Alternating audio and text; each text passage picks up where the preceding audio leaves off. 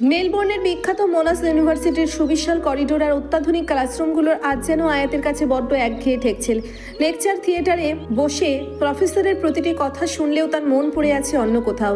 মনের ভেতর হাজারো প্রশ্ন আর অস্বস্তির পাহাড়, যার কেন্দ্রবিন্দুতে কেবল একজনই বিচরণ করছে, আরভান চৌধুরী। তবে সবচেয়ে বেশি যা তাকে দহন করছে তা হলো ক্লাসের কিছু কৌতূহলী সহপাঠীর আচরণ। আরভান তাকে আজ সকালে নিচে ড্রপ করে দিয়ে গেছে। মেলবোর্নে আরভান চৌধুরী কোনো তারকার চেয়ে কম জনপ্রিয় নয়। অল্প সময়ে ব্যবসায়িক সাফল্যের চূড়ায় পৌঁছানো এই তরুণ উদ্যোক্তাকে চেনে না এমন মানুষ খুব কমই আছে। আর সেই রহস্যময় মানুষটি যখন কোনো তরুণীকে নিজ হাতে ভার্সিটিতে পৌঁছে দেয়, তখন চারপাশের মানুষের কৌতূহলী দৃষ্টির বান থেকেই রেহাই পাওয়া দুষ্কর। সারাটা ক্লাস চলাকালীন এক মুহূর্তের জন্যেও আয়াত শান্তিতে বসতে পারেনি। মেয়েদের নির্লজ্জ কৌতূহল তাকে চরম বিরক্তির সীমায় পৌঁছে দিয়েছে। তাদের হাজারো প্রশ্ন। এভি ইন্টেলের মালিক আরভান চৌধুরী, তোমার কে হয়? তুমি কি ওর রিলেটিভ? ওকে আসলেই সিঙ্গেল? আয়াতের মেজাজ তখন তুঙ্গে। সে ধীর স্থিরভাবে বিরক্তি চেপে রাখলেও তার ধৈর্যের বাঁধ ক্রমশ ভেঙে যাচ্ছিল। কোনো মতে ক্লাস শেষ করে সে দ্রুত বেরিয়ে এলো। তার আজ অ্যালানের সাথে দেখা করা খুব জরুরি। আরভানের অতীত আর অ্যালানের সেই অসম্পূর্ণ কথাগুলোর মাঝে কি রহস্য লুকিয়ে আছে তা তাকে জানতেই হবে। ঠিক তখনই পেছন থেকে এক তরুণী দাপ্পা বলে সজোরে চিল্লিয়ে তাকে ভয় দেখানোর চেষ্টা করলো। আয়াত চমকে গিয়ে ভ্রুকুচকে পেছনে তাকাতেই দেখলো ঝকঝকে হাসি মুখের একটি মেয়ে দাঁড়িয়ে। মেয়েটির পরনে জিন্স আর ওভার সাইজড হুডি। মেয়েটার নাম মায়রা। কলেজে সবাই তাকে সংক্ষেপে মাই বলে ডাকে। মায়রা হেসে বলল, সরি, আসলে আমাদের ক্লাসে আমিই একমাত্র বাঙালি ছিলাম এতদিন। আজ তোমাকে দেখে আর থাকতে পারলাম না। সারাদিন সবার সাথে ইংরেজিতে কথা বলা যে কি বোরিং একটা ব্যাপার তা বোঝাতে পারবো না। বাই দ্য ওয়ে, আরভান চৌধুরী তোমার কে হয়? তুমি কি ওনার ছোট বোন? মায়রার প্রশ্নে আয়াতের কপালে বিরক্তির রেখা আরো গাঢ় হলো। সে তীক্ষ্ণ স্বরে বলল, সেটা আরভান চৌধুরীকে গিয়ে জিজ্ঞেস করো। আয়াত কথা না বাড়িয়ে সামনের দিকে হাঁটতে শুরু করলো, কিন্তু মায়রা নাছর বান্দা। সে দ্রুত পা চালিয়ে আয়াতের পাশাপাশি চলে এলো। আরে রাগ করছো কেন? আচ্ছা বাবা, আর প্রশ্ন করবো না, কিন্তু তুমি এখন হন্যে হয়ে কাকে খুঁজছো? মিস্টার অ্যালানকে? আয়াত জবাব দিল, ওহ অ্যালান স্যার, উনি তো আজ ক্যাম্পাসে আসেননি। ওনার কাজিনের বিয়ের জন্য 3 দিনের ছুটি নিয়েছে। মায়রার কথায় আয়াত থমকে দাঁড়ালো। তার মনের সংশয়গুলো দূর করার একমাত্র উপায়টি আপাতত বন্ধ। আয়াতের চোখে মুখে নিরাশা ফুটে উঠলো। মায়রা হঠাৎ আয়াতের হাত ধরে টানতে টানতে বলল, চলো আমার সাথে, আজ আর কোনো ক্লাস নেই। আয়াত অবাক হয়ে বলল, আরে কোথায় নিয়ে যাচ্ছ? মায়রা আবদারের সুরে বলল, একটু ঘুরতে। মেলবোর্নে এসে একা একা আমার ঠিকঠাক ঘোরাই হয়নি। আজ তোমাকে পেয়েছি যখন না বলতে পারবে না প্লিজ? আয়াত অনিচ্ছা সত্ত্বেও মায়রার সাথে চলতে শুরু করলো। কিছুক্ষণ হাঁটার পর সে বুঝতে পারলো মেয়েটি অসম্ভব বাচাল, তবে তার ভেতরে কোনো প্যাচ নেই। হাঁটতে হাঁটতে তারা শহরের মূল কেন্দ্রের কাছাকাছি পৌঁছে গেল। হঠাৎ মায়রা থমকে দাঁড়িয়ে আয়াতের হাত টেনে থামিয়ে দিল। সামনের দিকে আঙ্গুল উঁচিয়ে বলল, আয়াত ওটা এভি না? আয়াত ভ্রু কুঁচকে সামনে তাকাতেই তার হৃৎপিণ্ড এক মুহূর্তের জন্য থমকে গেল। আরভান একটা হসপিটাল থেকে বেরিয়ে আসছে। তার হাতের কবজিতে সাদা ব্যান্ডেজ করা আর মুখটা বড্ড ফ্যাকাশে। আয়াত বুঝতে পারে না লোকটা কেন বারবার এমন কাটাকুটি করে নিজের শরীরের উপর অত্যাচার চালায়। আয়াতের উৎকণ্ঠার দুশ্চিন্তা তখন চরমে। সে মায়রার হাত এক ঝটকায় ছাড়িয়ে মুখ ঘুরিয়ে নিল। গলার স্বর যতটা সম্ভব নির্লিপ্ত করে বলল, আমি ওনাকে চিনি না, সামনে চলো। মায়রা এবার পুরো বোকা বনে গেল। যে মেয়েকে সকালে স্বয়ং আরভান চৌধুরী নিজ হাতে কলেজে নামিয়ে দিয়ে গেল, সে বলছে চেনে না। কৌতূহল সামলাতে না পেরে মায়রা বলল, না চিনলে সকালে তার সাথে কলেজে আসলে কিভাবে? রাস্তায় দেখা হয়েছিল, জাস্ট লিফট দিয়েছে। আয়াত মিথ্যেটা বলে দ্রুত পা চালালো, কিন্তু তাদের বেশি দূর যেতে হলো না। কালো রঙের সেই দানবীয় গাড়িটি হঠাৎ করেই তাদের সামনে এসে থামলো। গাড়ির কাজ নেমে যেতেই আরভানের গম্ভীর স্বর ভেসে এলো, গাড়িতে ওঠো। আয়াত রাস্তার মাঝে কাঠ হয়ে দাঁড়িয়ে রইল। আরভানের কপালে ভাঁজ পড়লো। সে আবারও হুকুমের সুরে বলল, আয়াত I said get in the car. আজ কেন যেন আরভানের সাথে দ্বিমত করার শক্তি আয়াতের অবশিষ্ট ছিল না। তার ব্যান্ডেজ করা হাতটা দেখে মনের ভেতর কেমন যেন হাহাকার করে উঠছে। সে মায়রার দিকে তাকিয়ে ছোট করে বিদায় জানিয়ে সোজা গাড়ির ভিতরে গিয়ে বসলো। আরভান স্টিয়ারিং এ ধরে গাড়ি স্টার্ট দিল। পেছনে দাঁড়িয়ে থাকা মায়রা কিংকর্তব্য বিমূঢ় হয়ে স্থানুর মতো তাকিয়ে রইল। তার মাথায় তখন একটাই চিন্তা, রাস্তায় দেখা হওয়া লোক কি এভাবে অর্ডার দিয়ে মাঝ রাস্তা থেকে গাড়িতে তোলে? গাড়ির ভেতর এক থমথমে নীরবতা। আয়াত আর চোখে আরভানের কবজির দিকে তাকালো, যা শক্ত মুঠোয় স্টিয়ারিং ধরে আছে। ব্যান্ডেজটা সাদা হলেও সেখানে রক্তের হালকা ছোপ দেখা যাচ্ছে। আরভান আয়াতের অস্থিরতা লক্ষ্য করলেও কোনো কথা বলছে না, যেন সে এই নিঃশব্দ দহনটুকু উপভোগ করছে। নিজেকে আর সামলাতে না পেরে আয়াত ক্ষোভ মিশ্রিত কণ্ঠে বলে উঠল, আজ আবার নিজের হাত কাটলেন কেন? শরীরটাকে কি কসাইয়ের দোকান মনে হয় আপনার? নাকি দিন শেষে একটু রক্তারক্তি না করলে আপনার পেটের ভাত হজম হয় না? আরভান সামনের দিকে তাকিয়ে শান্ত গলায় বলল, সবকিছু আমি নিজে করি না আয়াত। প্রজেক্টের সাইডে কাজ করার সময় একটা কাচের স্ল্যাব ভেঙে হাতে ঢুকে গিয়েছিল, নিছকই দুর্ঘটনা। আয়াতের রাগ কমলো না, বরং আরো বাড়লো। সে তপ্ত স্বরে বলল, দুর্ঘটনা নাকি খামখেয়ালি? কাজ করতে গিয়ে কি চোখ বন্ধ করে রাখেন? আপনাকে না মাঝে মাঝে আমার জ্যান্ত খুন করে ফেলতে ইচ্ছে করে। আরফান হঠাৎ ঠোঁটের কোণে একটা বাঁকা হাসি ফুটিয়ে তুললো। এক হাত দিয়ে ড্যাশবোর্ডের ড্রয়ারটা খুলে একটা ছোট্ট রিভলভার বের করে আয়াতের দিকে এগিয়ে দিয়ে বলল, ইচ্ছে যখন হয়েছে তখন সুযোগটা মিস করা ঠিক হবে না, নাও শেষ করে দাও। আয়াত থতমত খেয়ে গেল, মুখ কুচকে বলল, খেলনা পিস্তল দেখিয়ে আমাকে ভয় দেখাচ্ছেন? ভাবছেন আমি বাচ্চা মেয়ে যে এসব থেকে ভয় পাবো? চ্যালেঞ্জ গ্রহণ করার ভঙ্গিতে আয়াত পিস্তলটি হাতে নিতেই তার চোখ বড় বড় হয়ে গেল। ওজনে ভারী আর স্পর্শে হাড় কাঁপানো শীতলতা। সে অস্ফুট স্বরে বলল, এটা এত ভারী কেন?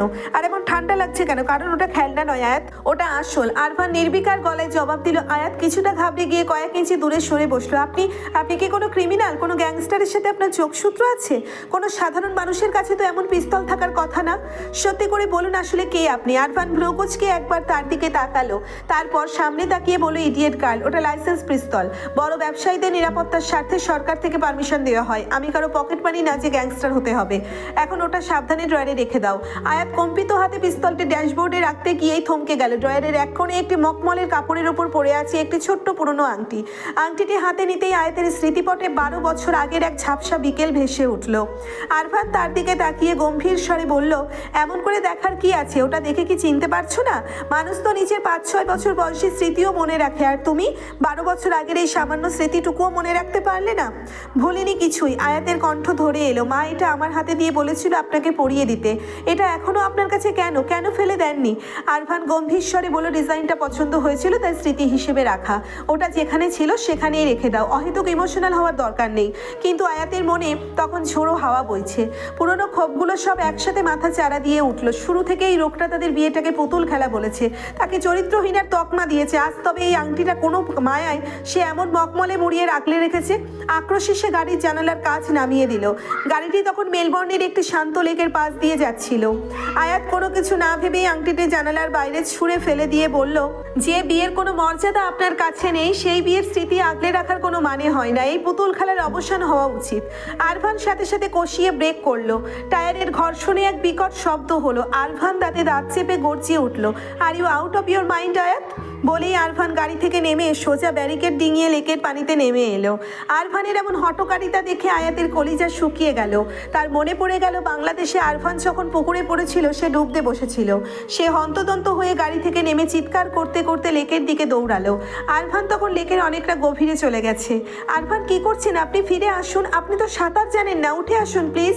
আয়াত চিৎকার করতে করতে নিজেও লেকের পানিতে নামতে যাচ্ছিল, কিন্তু পরক্ষণেই তার পায়ে স্তব্ধ হয়ে গেল। সে বিস্ময়ে বাকরুদ্ধ হয়ে দেখলো আরফান অত্যন্ত দক্ষভাবে সাঁতার কাটছে, ডুব দিচ্ছে আর পানির নিচে আংটিটা খুঁজছে।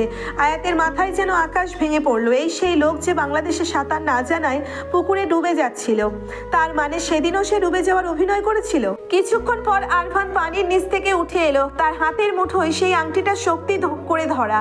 সে পানি ভেঙে পাড়ে উঠে এসে দাঁতে দাঁত চেপে আয়াতের সামনে দাঁড়ালো। তার ভেজা চুল থেকে পানি গড়িয়ে পড়ছে। সে হিমশীতল গলায় বলল, আমার ব্যক্তিগত জিনিসে নেক্সট টাইম হাত দেবে না আয়াত, আই ডোন্ট লাইক ইট। আয়াত কাপা গলায় বলল, ওটা আপনার ব্যক্তিগত জিনিস হতে পারে না। একবার কোনো জিনিস আরফানের অধিকারে আসলে সেটা চিরকালের জন্য তার ব্যক্তিগত হয়ে যায়, এমনকি তুমিও আবার সেই অধিকারের বাইরে নও। বলেই আরফান গটগট করে গিয়ে গাড়িতে উঠে হর্ন দিল। আয়াত ফুঁসতে ফুঁসতে গাড়িতে গিয়ে বসলো। রাগে তার শরীর কাঁপছে। সে বলল, আপনি আসলে কোনো সাধারণ মানুষ নন, আপনি একজন ধুরন্ধর অভিনেতা। সেদিন পুকুরে ডুবে যাওয়ার নাটক করেছিলেন কেন? আর আমিও কত বড় বোকা, একবারও মনে হলো না এত বড় বিশাল একটা শরীর আমি এইটুকু মেয়ে কিভাবে একা টেনে পারে তুলেছিলাম। কতটা বোকা আমি। আরফান গাড়ি চালাতে চালাতে ঠোঁটের কোণে বাঁকা হাসি ফুটিয়ে বলল, এটা তো নতুন করে বলার কিছু নেই, দুনিয়ার সবাই জানে তুমি ঠিক কত বড় বোকা। আয়াত রাগে ফুঁসতে ফুঁসতে বলল, একদম বাজে কথা বলবেন না। আপনার এই উদ্ভট আর দ্বিচারির দুঃস্বভাব আমার আর সহ্য হচ্ছে না। ইচ্ছে করছে আপনাকে আস্ত চিবিয়ে খেয়ে ফেলি। আরফান নির্বিকার ভঙ্গিতে স্টিয়ারিং ঘুরিয়ে বলল, বেশ তো খাও, আমি কি বারণ করেছি বলো? কোথা থেকে শুরু করবে, কাঁধ নাকি গলা? বরং চিবিয়ে খাওয়ার সুবিধার্থে আমি শার্টের বোতামগুলো একটু খুলেই দিচ্ছি, তোমার দাঁত বসাতে সুবিধা হবে। বলেই সে এক হাতে কলারের কাছের বোতামে হাত দিল। আরফানের এমন লাগামহীন কথায় আয়াতের কান একদম গরম হয়ে গেল। সে ঝামটা দিয়ে বলল, আপনার মতো এই বিশাল দানবীয় শরীর যদি গিলে ফেলতে পারতাম তবে বাংলাদেশে যেদিন পা রেখেছিলাম সেই দিনই আপনাকে চিবিয়ে ফেলে দিতাম, আপদ বিদেয়ী হতো। আয়াতের রাগী চেহারায় এক অদ্ভুত মায়াবী সারল্য ফুটে উঠল। আরফান এবার শব্দ করে হেসে উঠল। তারপর হঠাৎ কণ্ঠস্বর একদম খাদে নামিয়ে ফিসফিস করে বলল, খুন করতে পারবে না, গিলতে পারবে না, যা পারবে না তা নিয়ে অহেতুক আস্ফালন কেন আয়াত? তার চেয়ে বরং এটা বলো, আমায় একটু ভালোবাসতে পারবে? আয়াতের হৃৎপিণ্ড এক মুহূর্তের জন্য থমকে গেল। সে অপ্রস্তুত হয়ে দ্রুত মুখ ফিরিয়ে বলল, প্রশ্নই আসে না, সেটা কখনো সম্ভব না। আপনার মতো আসানকে ভালোবাসা আর জেনে শুনে আগুনে ঝাঁপ দেওয়া একই কথা। আরফান বাঁকা হাসি হাসলো। তুমি বড্ড বোকা আয়াত, একজন ট্যালেন্টেড হাজবেন্ডের কদর তুমি বুঝতে পারছো না। পরে কিন্তু আফসোস করে বলবে, ইস সেদিন যদি আরফানকে ভালোবেসে মেনে নিতাম তাহলে জীবনটা আজ ধন্য হয়ে যেত। আয়াতও পাল্টা হেসে বলল, ধন্য না ছাই, জীবনটা পুরো নরক হয়ে যেত। অলরেডি তো হয়েই আছে, আর আপনি এভাবে হাসবেন না তো একদম ভালো দেখায় না। আরফান একটু পাশ ফিরে ঝুঁকে আয়াতের খুব কাছে মুখ নিয়ে ফিসফিস করে বলল, কেন? আমার হাসি দেখলে কি তোমার হৃদয়ে কিছু কিছু হয় নাকি? আয়াত দ্রুত মুখ ঘুরিয়ে নিল। মুখে না বললেও মনে মনে বলল, হয়, অনেক কিছু হয়। হৃদয়ে এক অজানা স্পন্দনের সাথে এক অদ্ভুত ভয় হয়, কিন্তু মুখে কিছু প্রকাশ না করে সে গম্ভীরভাবে বাইরের দিকে তাকিয়ে রইল। গাড়ি এসে থামলো আরফানের অফিসের সামনে। আয়াত অবাক হয়ে জিজ্ঞেস করলো, এখানে কেন এসেছি আমরা? অফিসে কিছু কাজ আছে তাই, নামো। আরফান নেমে গিয়ে দরজা খুলে দাঁড়ালো। কাজ তো আপনি করবেন, আমার তো কোনো কাজ নেই, আমাকে বাড়িতে দিয়ে আসুন। আরফান শীতল চোখে তাকিয়ে বলল, তোমাকে একা বাড়িতে রাখার রিস্ক আমি নেব না, কারণ তুমি তো আবার বড্ড দয়ালু, যে কোনো মুহূর্তে যে কাউকে বাড়িতে ঢুকিয়ে দিতে পারো। আয়াত চোখ পাকিয়ে বলল, একই খোঁচা বারবার দেবেন না তো, বললাম তো ওটা ভুল ছিল। আয়াত মুখ কালো করে নেমে দাঁড়ালো। আরফান আয়াতের হাত শক্ত করে ধরে হাঁটতে শুরু করলো। অফিসের ভিতর ঢুকতেই সব কর্মীরা চমকে তাকিয়ে রইল। তাদের বসের সাথে এক সুন্দরী বাঙালি তরুণীকে দেখে সবার চোখে বিস্ময়। ফারহান দ্রুত এগিয়ে এসে বলল, এভি তোর কেমন বেহাল দশা কেন? একদম কাক ভেজা হয়ে আছিস যে। আরফান হাঁটতে হাঁটতে নির্লিপ্ত স্বরে বলল, বউয়ের হাতের আদর খেয়েছি, আদরের চোটে লেকের পানিতে চুবানি খেতে হয়েছে। আয়াতের চোখ বিস্ময়ে বড় বড় হয়ে গেল। ফারহান সহ অফিসের সবাই আরফানের মুখে এমন অকপট স্বীকারোক্তি শুনে স্তম্ভিত হয়ে তাকিয়ে রইল। কেবিনের ভেতর ঢুকে আরফান পাশে থাকা একটি বিলাসবহুল বিশ্রাম কক্ষ দেখিয়ে বলল, তুমি ওখানে রেস্ট নিতে পারো, মাত্র 1-1.5 ঘন্টা লাগবে কাজ শেষ করতে। আরফান নিজের শার্ট চেঞ্জ করে ড্রয়ার থেকে একটি বক্স বের করে আয়াতের সামনে রাখলো। এটা তোমার জন্য। আয়াত বক্সটি খুলে দেখলো লেটেস্ট মডেলের একটি আইফোন। সে ভ্রু কুঁচকে বলল, আমি তো আপনার কাছে ফোন চাইনি, শুধু একটা সিম চেয়েছিলাম। তাহলে আয়াত তুমি কি একটু কম কথা বলতে পারো না? ওটার মধ্যেই সিম আছে, আপাতত এটা ইউজ করো, আমি নেব না। আয়াত জেদ ধরলো। আরফান নিঃশব্দে ফোনটা টেবিলের ওপর রেখে নিজের ডেস্কে গিয়ে বসলো। কিছুক্ষণ পর আয়াত ঘুম মেরে বসে থেকে আর চোখে ফোনটা হাতে তুলে নিল। আয়াতের প্রতিটি মুভমেন্ট আরফানের চোখ এড়ালো না। সে নিজের ডেস্কটপের স্ক্রিনে তীক্ষ্ণ নজর রাখলো। মূলত আয়াতের ফোনে হ্যাকিং সফটওয়্যার ইনস্টল করা আছে, যে আয়াত হয়তো বুঝতেও পারলো না যে তার প্রতিটি ক্লিককে অত্যন্ত নিবিড়ভাবে পর্যবেক্ষণ করছে। আয়াত কিছুক্ষণ ফোনটা টিপে কৌতূহল বশত ক্যামেরায় ঢুকলো। তারপর খুব সাবধানে আরফানের দিকে তাকিয়ে তার অগোচরে একটা ছবি তুলো। ডেস্কটপে ডেটা লাইভ আসতে আয়াতের এই চুরির মতো ছবি তোলার কাণ্ড দেখে আরফান সশব্দে হেসে উঠল। আয়াত অপ্রস্তুত হয়ে ফোনটা পাশে রেখে বসে রইল। আরফান মুচকি হাসি দিয়ে কাজে মন দিল, কিন্তু আয়াতকে বুঝতে দিল না তার হাসির আসল কারণটা কি। ঘন্টা দেড়েক পার হয়ে গেলেও আরফানের কাজ শেষ হওয়ার নাম নেই। বিরক্ত হয়ে আয়াত উঠে দাঁড়ালো। তার কোমরে ব্যথা হয়ে গেছে বসে থেকে। সে রাগত স্বরে বলল, আপনি 1-1.5 ঘন্টার কথা বলে আমাকে বসিয়ে রেখেছেন, কাজ শেষই হচ্ছে না। আপনি আপনার কাজ করুন, আমি আসছি। আয়াত দরজার হাতল ধরার আগেই সেটা বাইরে থেকে খুলে গেল। সামনে দাঁড়িয়ে আছে জেসিকা। পেছন থেকে একজন স্টাফ হাঁপাতে হাঁপাতে বলল, স্যার ওনাকে আটকে রাখতে পারিনি। কোনো কথা না শুনে ধাক্কা দিয়ে ভেতরে চলে এলেন।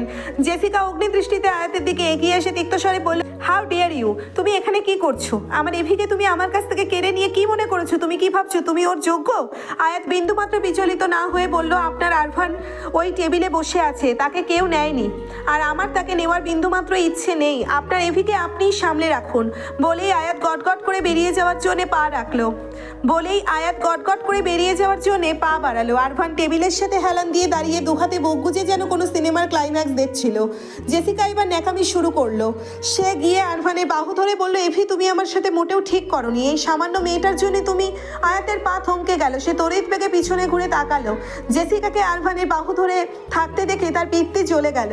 জেসিকাকে উদ্দেশ্য করে বলল, ইউ নো জেসিকা, বাংলাদেশে যারা অন্যের স্বামীর দিকে এভাবে নির্লজ্জের মতো নজর দেয় তাদের কি বলে? তাদের বলে দুশ্চরিত্রা, নষ্টা মেয়ে, ইন ইংলিশ আই হোম রেকার। কথাটা বলেই আয়াত আর এক মুহূর্ত থামলো না। আরফানের ঠোঁটের কোণে তখন এক অদ্ভুত তৃপ্তির হাসি। সে যেন এই প্রতিবাদটুকুর জন্যই অপেক্ষা করছিল। সে জেসিকার হাতটা ঝটকা দিয়ে সরিয়ে দিয়ে নিচু স্বরে ফিসফিস করে বলল, বারবার একই ভুল আমি ক্ষমা করি না জেসিকা। যদি চর খাওয়ার প্রতিশোধ নিতে এসব সস্তা নাটক করে থাকো তবে সেটা তোমার জীবনের সবচেয়ে বড় ভুল হবে। আমার সীমা অতিক্রম করো না, আদারওয়াইজ তোমার অবস্থা এমন বিভৎস হবে যে তোমার ওই তথাকথিত পাওয়ারফুল বাবাও তোমাকে খুঁজে পেতে হিমশিম খাবে। কথাটা বলে সে আয়াতের পিছু নিল, কিন্তু ততক্ষণে আয়াত চোখের আড়ালে। আরফান ফোনের লোকেশন ট্র্যাক করে দেখলো সে অন্য পথে চলে গেছে। বাইরে এসে চারপাশটা দেখে আয়াত ঘাবড়ে গেল। আয়াত রাগের মাথায় মাথায় এসেছে ঠিকই, কিন্তু রাস্তাঘাট কিছুই চেনে না। যদি সে হারিয়ে যায়, যদি কোনো খারাপ মানুষের পাল্লায় পড়ে, তখন সে কি ইজ্জত নিয়ে বেঁচে ফিরবে? তার উপর মাথায় ঘুরছে। তখন ওখান থেকে বের হওয়া তার উচিত হয়নি। ওখানে দাঁড়িয়ে দেখা উচিত ছিল ফারহান ভাইয়ের সেই তথাকথিত নারী বিদ্বেষী বন্ধু কি করে। শত আফসোস নিয়ে হাঁটার গতি কমে গেল। সামনে কিছু উশৃঙ্খল পুরুষকে দেখে তার অবশিষ্ট সাহস মুহূর্তেই উবে গেল। তাদের হাতে নেশা দ্রব্য, তারা নিশ্চয়ই স্বাভাবিক অবস্থায় নেই। ভয়ে কুঁকড়ে যাওয়া আয়াতের কানের কাছে আকস্মিক এক তপ্ত নিঃশ্বাসের চেনা কণ্ঠস্বর ভেসে এলো। এদিকে কেন এসেছেন ম্যাডাম? এই গলিতে কি আপনার জন্য লাল গালিচা বিছানো আছে? আয়াতের ধরে যেন প্রাণ ফিরে এলো, কিন্তু সেটা বুঝতে না দিয়ে গলার স্বর উঁচিয়ে বলল, বাড়ি যাবো তাই এসেছি। ফুল পথ দিয়ে আপনি বাড়ি যাবেন? কার বাড়ি? এই মাতালদের বাড়ি?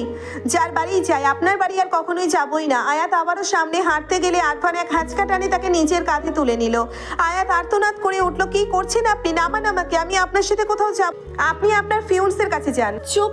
আর একটা কথা বললে সোজা ওই মাতালদের হাতে দিয়ে আসবো, তারপর ওরা তোমাকে নিয়ে যা করার করবে। আরফানের ধমকে আয়াত একদম চুপসে গেল। সে মিনমিন করে বলল, আশেপাশের সব মানুষ দেখছে নামান প্লিজ, লোকে আমাকে খারাপ ভাবছে। আরফান তাকে গাড়িতে বসিয়ে দিয়ে দরজা লক করে দিল। আয়াতের খুব কাছে ঝুঁকে এসে সে হাসকির স্বরে বলল, এদেশের সামান্য কাঁধের মতো তুচ্ছ ব্যাপার আয়াত, কারণ এখানে মানুষ রাস্তার মাঝে একে অপরকে নিবিড়ভাবে জড়িয়ে ধরে ঠোঁটে ঠোঁট ডুবিয়ে দেয়। তুমি যদি চিৎকার বন্ধ না করো, তবে আমিও বাধ্য হব ওই অস্ট্রেলিয়ানদের মতো তোমার ঠোঁটজোড়া নিজের দখলে নিয়ে তোমাকে চুপ করাতে। কি ট্রায়াল দেবো একটা? আয়াত ভয়ে আর লজ্জায় একদম পাথর হয়ে গেল। আরফানের তপ্ত নিঃশ্বাস তার গালে আছড়ে পড়ছে, যা তার হৃদস্পন্দনকে কয়েক গুণ বাড়িয়ে দিয়েছে। সে দ্রুত মুখ ঘুরিয়ে নিয়ে সিটের সাথে মিশে গিয়ে বিড়বিড় করলো, আস্তা গফিরুল্লাহ, আপনি অত্যন্ত নির্লজ্জ এবং লাগামহীন একটি মানুষ। আরফান বাঁকা হেসে ড্রাইভিং সিটে ফিরে এলো। গাড়ি স্টার্ট দিয়ে সে আনমনেই বলল, এই লাগামহীন মানুষটা নিজের পাগলামি কতটা নিয়ন্ত্রণ করছে সেটা যদি তুমি বুঝতে, তাহলে নিজে থেকেই তার কাছে নিজেকে সঁপে দিতে। কথাটা আয়াতের কানে না পৌঁছালেও সে তখন নিজের হৃৎপিণ্ডের অস্বাভাবিক গতির সাথে লড়াই করতে ব্যস্ত।